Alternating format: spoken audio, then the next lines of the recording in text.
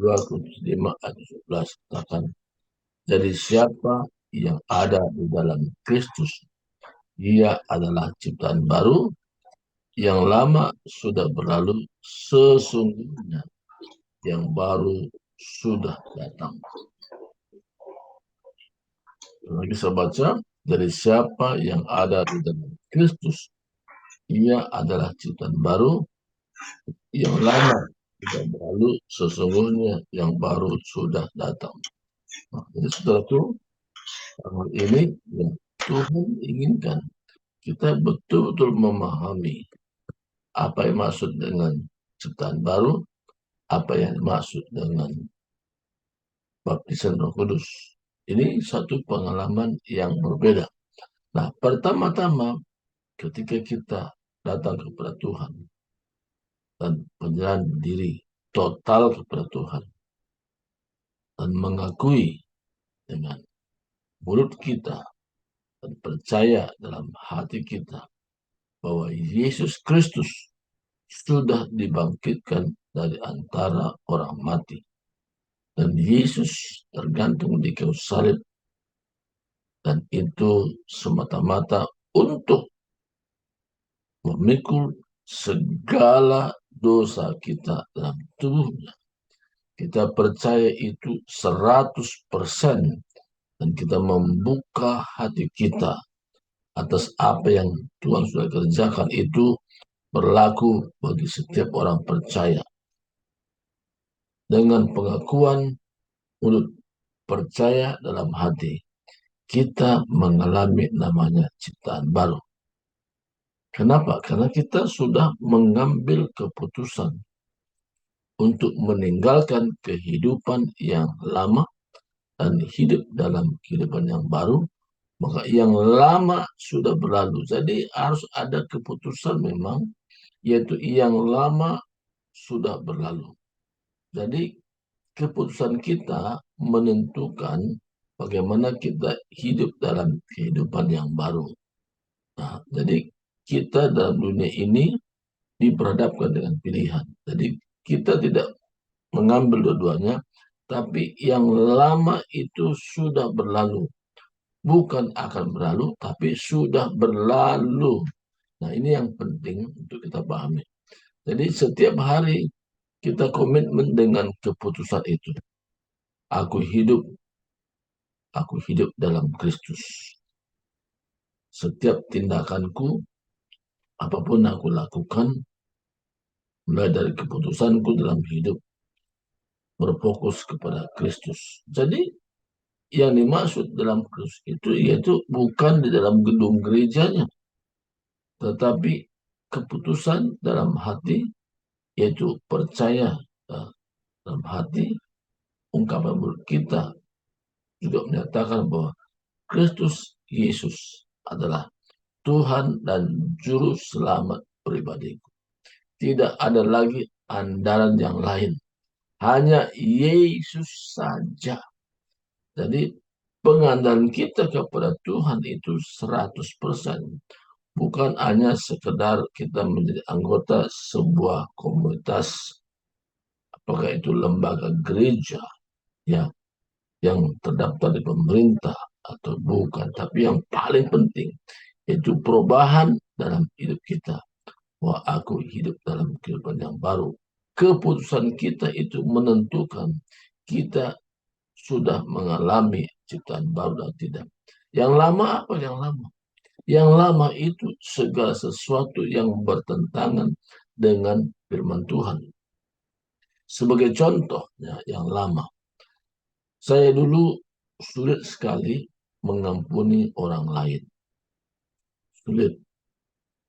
Mungkin bisa menurut saya berkata iya, tapi dalam hatinya berbeda. Ya. Jadi ungkapan mulut itu tidak selaras dengan hati. Itu terjadi pada diri saya dulu. Tapi ketika saya sungguh-sungguh mengambil putusan, aku hidup dalam hidup yang baru. Yang lama sudah berlalu. Artinya segala yang menghambat berhubungan dengan Tuhan, menghambat saya menyatu dengan Tuhan, itu harus berlalu. Jadi keputusan saya lah menentukan saya hidup dalam hidup yang baru. Ketika saya mengambil keputusan bahwa saya melepaskan semua orang yang pernah menyakiti hati saya. Saya lepaskan pengampunan kepada mereka. Bahkan ada yang saya suratin, ya, saya suratin karena waktu zaman itu belum seperti sekarang ada eh, namanya ya WA, ya, belum ada. Saya suratin. Nah, dan saya berkata maafkan semua apa yang saya sudah lakukan. Janji-janji pada yang lama mungkin, dan janji yang namanya gombal apapun sebut namanya. Itu semua saya bereskan semua. Nah, kenapa saya bereskan itu? Alasannya supaya saya lebih plong berhubungan dengan Tuhan. Yang lama sudah berlalu. Ya, yang lama sudah berlalu. Sesungguhnya yang baru sudah datang. Yang paling sulit bagi orang yaitu mengampuni orang lain. Pengampunan ini mutlak. Kenapa mutlak? Karena kalau kita tidak ada pengampunan kepada orang yang pernah menyakiti hati kita, itu menjadi hambatan, bagaikan palang tembaga untuk kita berhubungan dengan Tuhan. Kita tidak mengalami namanya indahnya dalam Kristus kalau kita tidak mengambil keputusan mengampuni siapa saja yang pernah menyakiti hati kita. Kita nggak cari-cari siapa ya yang menyakiti saya. Enggak. Tapi apa yang timbul dalam hati ini, pernah orang itu menyakiti hati kita, atau juga sebaliknya kita menyakiti orang lain. Nah, kita juga membereskan itu. Jadi pemberesan ini menentukan kita hidup dalam hidup yang baru atau ciptaan baru. Ada pemberesan. Jadi, ketika kita membereskan itu, kita akan mengalami yang namanya ciptaan baru. Jadi ciptaan baru itu bukan karena menganut satu uh, ajaran saja, tapi keputusan kita benar-benar seturut dengan firman Tuhan. Yaitu yang lama sudah berlalu dan yang baru sudah datang. Bukan akan datang, tapi sudah datang. Jadi nggak bisa dua-duanya sekaligus. Nah, kalau dua-duanya sekaligus ada dalam hati kita, ini yang sulit kita menyembah Tuhan. Kita rasanya nggak bisa nyambung dengan Tuhan. Waktu kita berdoa kepada Tuhan, kalau yang lama masih ada, itu menjadi hambatan. Jadi hari ini Tuhan nyatakan bahwa kita membuat pilihan yang tepat, yaitu hidup dalam hidup yang baru. Ketika saya mengalami hidup yang baru ini, indah rasanya bersekutu dengan Tuhan. Indah rasanya menyembah dengan Tuhan. Dan ada penyingkapan-penyingkapan rahasia firman yang dulu saya tidak mengerti, yang dulu saya tidak paham. Tapi ketika keputusan ini saya ambil, diberitahu pengertian-pengertian dari firman Tuhan itu, dijelaskan oleh Tuhan waktu membaca dan merenungkan firman Tuhan itu sendiri. Dan saya mengalaminya sendiri. Nah, jadi pengalaman hidup yang baru itu bukan karena kata orang, bukan karena pengetahuan, tapi ada perubahan dalam hati kita. Ini berbicara tentang nilai secara rohani yang benar-benar kita alami, sehingga kita punya kesaksian yang terus makin Tuhan tambahkan kesaksian itu. Sehingga kalau suruh bersaksi, kita ada satu pengalaman-pengalaman bersama Tuhan, kita sampaikan kepada orang lain. Kita menjadi saksinya Tuhan. Nah, ini ada satu keberanian yang luar biasa. Kita tidak malu untuk menceritakan. Kalaupun ada kehidupan yang lama pernah kita alami, itu hanya sekilas kita ceritakan, tapi yang lebih banyak kita ceritakan bagaimana perubahan hidup dalam ciptaan baru. Nah, ini saudaraku. Makanya orang bisa mengalami yang nama ciptaan baru itu ketika dia mengambil putusan. Pertama tadi, Yesus Kristus adalah Tuhan. Yang kedua, Yesus Kristus sudah mengambil alih hukuman dosa saya di dalam tubuhnya di kayu salib. Waktu Yesus katakan sudah selesai, artinya proses hukuman dosa yang Yesus jalani karena saya yang berdosa sudah Yesus selesaikan sekali untuk selamanya. Luar biasa. Jadi ini berbicara tentang hubungan kita dengan Tuhan, ya, dan lagi dengan hubungan sesama. Jadi kita secara hubungan dengan Tuhan sudah seperti jalan tol, ya, nggak ada lagi hambatan. Kenapa? Karena kita ada keterbukaan secara pribadi dengan Tuhan. Berkata Tuhan yang lama, kita daftarkan semua yang lama. Nah, ini adakan pemberesan satu dengan yang lain. Bereskan semua. Ketika kita membereskan itu, maka pengampunan total itu kita alami dari Tuhan. Seolah-olah semua utang dosa kita sudah dipakukan di kayu salib. Sehingga kita mengalami kehidupan yang baru. Dan kita menjadi orang yang sudah dibenarkan di hadapan Tuhan. Dibenarkan artinya tidak bercacat celah lagi di hadapan Tuhan. Dibenarkan artinya kita layak berkata, ya Aba, ya Bapa. Kita bisa berkata seperti itu dalam doa kita. Dibenarkan artinya kita tidak lagi berulang-ulang ungkapan yang sama seperti yang sudah diaturkan dalam satu liturgi. Karena ada orang kadang-kadang buat satu liturginya di akhir ibadah ada pengakuan dosa. Tidak lagi seperti itu. Kalaupun itu terjadi itu hanya secara pribadi. Tidak ada suatu hal yang perlu kita akui secara jujur. Ya, itu saudaraku. Jadi ciptaan baru ini artinya kita sudah meninggalkan, sudah melepaskan kehidupan yang lama dan kita hidup dalam kehidupan yang baru. Dan kita merasakan satu keindahan Tuhan. Bahkan sesuatu hal yang sulit kita mengerti sebelumnya, tapi sudah hidup dalam kehidupan yang baru, kita mengalaminya luar biasa. Nah ini, pengalaman inilah yang harus dialami. Jadi kita bukan Kristen pengetahuan, tapi Kristen pengalaman. Bagaimana Tuhan sendiri sudah mengubah hidup kita masuk dalam kehidupan yang baru. Nah, apa maksud baptisan Roh Kudus? Nah, di sini kita lihat dalam Kisah Para Rasul 1 ayat 5 sampai ayat ke-8. Nah, 5 katakan, sebab Yohanes membaptis dengan air, tetapi tidak lama lagi kamu akan dibaptis dengan Roh Kudus. Nah, arti dibaptis dengan Roh Kudus itu secara gambarannya sama seperti baptis air, tapi kalau baptis air kan ada airnya kelihatan. Ya. Tapi secara apanya begitu. Jadi kita betul-betul mengalami bagaimana pengalaman dengan Roh Kudus. Itu pengalaman yang baru.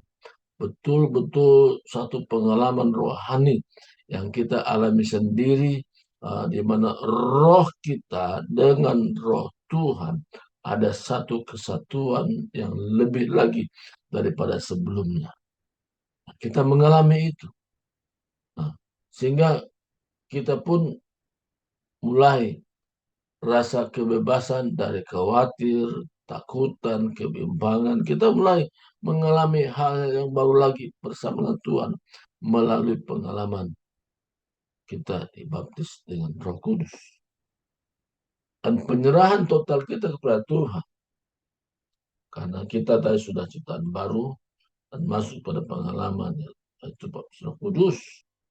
Nah, Kita mengalami kadang-kadang perubahan dalam berkata-kata. Dulu kita berdoa dengan akal budi, tapi dengan pengalaman dibaptis oleh Roh Kudus, kita berdoa dengan roh, berdoa dengan roh. Roh kita, roh Tuhan, ada kesatuan. Ada ungkapan mulut kita, itu dengan bahasa yang kita sendiri pun tidak mengerti. Tapi waktu kita ungkapkan itu dari dasar hati kita, kita hanya kadang-kadang berterima kasih kepada Tuhan atas apa yang Tuhan sudah nyatakan, dan ungkapan syukur kepada Tuhan, dan mulut kita mulai berkata-kata. Kita membuka mulut kita, tapi roh Tuhan mengendalikan. Sehingga itu yang dimaksud dengan bahasa roh. Kita mengalami sendiri. Bagaimana pengalaman itu? Kalau kita sudah masuk pada arena di mana kita berdoa dalam bahasa roh, dan kita rasanya lebih indah lagi pada hari sebelumnya. Waktu kita mengalami ciptaan baru juga sudah indah, tapi lebih indah lagi pengalaman-pengalaman itu. Jadi ada pengalaman baru lagi kita alami bersama dengan Tuhan. Dan kita bisa menyembah seketika. Kadang kita menyanyi seketika. Dari silih berganti. Yang aneh lagi, saya punya pengalaman lagi. Bagaimana Roh Kudus memimpin ketika saya dengan teman pergi ke Singapura. Dan waktu itu saya kondisinya memang sangat sedih sekali. Nah, jadi waktu ditantang siapa yang perlu didoakan, saya datang ke depan. Pengalaman baru yang saya alami dalam Roh Kudus. Dan tiba-tiba saya mengalami yaitu holy laughter namanya. Saya bisa ketawa juga seketika juga. Dan ada satu kelepasan kebebasan saya alami. Nah, itu pengalaman yang saya bisa alami. Dan itu membuat saya kuat sampai hari ini. Karena Roh Kudus itu memberikan kemampuan, kekuatan. Nah, tanpa Roh Kudus saya tidak bisa. Dan pengalaman-pengalaman baru Tuhan terus nyatakan. Nah, dikatakan di sini kisah para rasul 1 ayat 6. Maka bertanyalah mereka yang berkumpul di situ, Tuhan, maukah engkau pada masa ini memulihkan kerajaan bagi Israel? Kadang-kadang mereka bertanya tidak nyambung dengan apa yang sebelumnya yang Yesus sampaikan. Kenapa? Orang yang masih berpikir duniawi tidak mengerti perkara rohani. Maka orang yang rohanilah mengerti perkara rohani. Maka kita harus betul-betul penyerahan diri. Tidak seperti orang Israel. Dia hanya pikirannya masalah hidupnya. Dia tidak pernah berpikir bahwa kuasa Tuhan jauh lebih besar daripada masalah yang dia sedang hadapi. Maka untuk kita bisa terlepas itu, jangan terlampau kita pikirkan masalah hidup kita. Tapi pikirkanlah Tuhan jauh lebih besar daripada masalah kita. Jadi pikiran-pikiran kita itu tidak sanggup menjangkau tentang apa yang Tuhan siapkan. Yang penting kita penyerah diri. Dan Tuhan, aku rindu pengalaman yang baru bersama dengan Tuhan. Nah, untuk ayat 8 katakan, tetapi kamu akan menerima kuasa kalau Roh Kudus turun ke atas kamu, dan kamu akan menjadi saksiku di Yerusalem dan seluruh Judea dan sampai ujung bumi. Ya, jadi kita mengalami satu dimensi baru lagi. Bagaimana ketika Roh Kudus turun ke atas kita, kita mampu menjadi saksi. Kata menjadi saksi di sini bukan sekedar berkata-kata, tapi apa yang kita alami itu yang kita ceritakan kepada orang lain. Pengalaman baru bersama Tuhan. Kita bercerita lagi. Dan pengalaman kita inilah menjadi satu kesaksian. Kita cerita kepada orang lain. Saya punya komitmen seperti dengan Tuhan. Bahwa bersaksi itu sebagai gaya hidup. Maka di mana-mana pun ada persekutuan. Di mana saya terlibat dalamnya. Saya memberikan waktu saya untuk bersaksi tentang kebesaran Tuhan yang saya alami sendiri. Kenapa saya perlu saksikan? Karena waktu saya saksikan itu, Tuhan tambahkan lagi kesaksian baru lagi bersama dia. Dan iblis bisa dikalahkan melalui kesaksian kita. Kesaksian kita bahkan senjata yang ampuh untuk bisa mengalahkan iblis. Jadi kesaksian kita itulah membuat kita semakin leluasa untuk berkata-kata kepada banyak orang. Karena kesaksian kita tidak bisa dibantah oleh siapapun karena itu pengalaman pribadi kita bersama dengan Tuhan. Jadi kalau hanya adu pengetahuan, banyak orang lebih pintar dari kita. Tapi kesaksian kita itu tidak ada satu orang pun yang bisa menolaknya. Kenapa? Karena pengalaman hidup kita tidak bisa dibantah oleh siapapun. Jadi kita menjadi saksi Tuhan mulai dari tengah-tengah keluarga kita.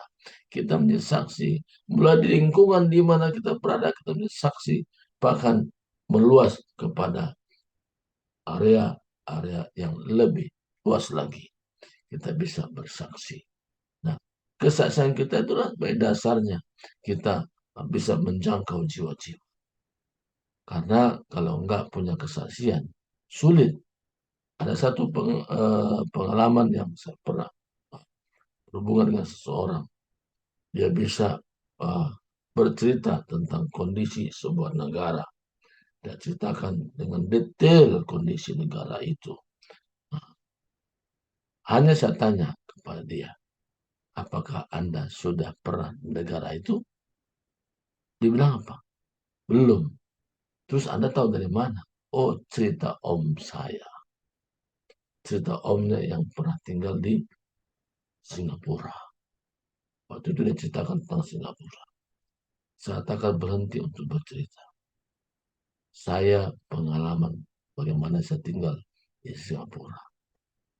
Jadi Anda hanya tahu karena cerita om, tapi saya sudah mengalami sendiri. Nah, saudaraku ke Tuhan, pengalaman kita tidak bisa dibantah oleh siapapun. Nah, tapi kita saksikan bagaimana indahnya hidup dalam Tuhan. Bagaimana sukacitanya hidup dalam Tuhan. Kita bisa ceritakan itu panjang lebar. Bagaimana kita menghadapi masalah satu dengan masalah yang lain. Kekuatan demi kekuatan dari Tuhan melimpah di hidup kita. Dan kita berkata, Tuhan tidak pernah membiarkan, Tuhan tidak pernah meninggalkan, tapi tetap setia menyertai saya. Nah, bahkan memberikan solusi jalan keluar apa yang sedang saya hadapi. Sehingga kita menjadi Kristen ataupun pengikut Kristus yang punya pengalaman segudang. Dan dengan cara demikian, kita menjadi saksi Kristus kapan saja, di mana saja, dalam situasi apa saja, kita bisa berkata, Yesus Kristus itulah penolongku yang sungguh-sungguh. Inilah firman Tuhan hari ini. Kalau ada yang mau bertanya, nanti silakan bertanya. Tapi saya berdoa dulu. Terima kasih Tuhan, hari ini hamba-Mu sudah berhenti berbicara. Tapi biarlah roh-Mu menjelaskan kepada kami masing-masing dari firman-Mu yang kami dengar. Terima kasih Tuhan. Di dalam nama Kristus kami sudah berdoa dan bersyukur. Haleluya. Amin. Saya akan kembali kepada Ibu Tia.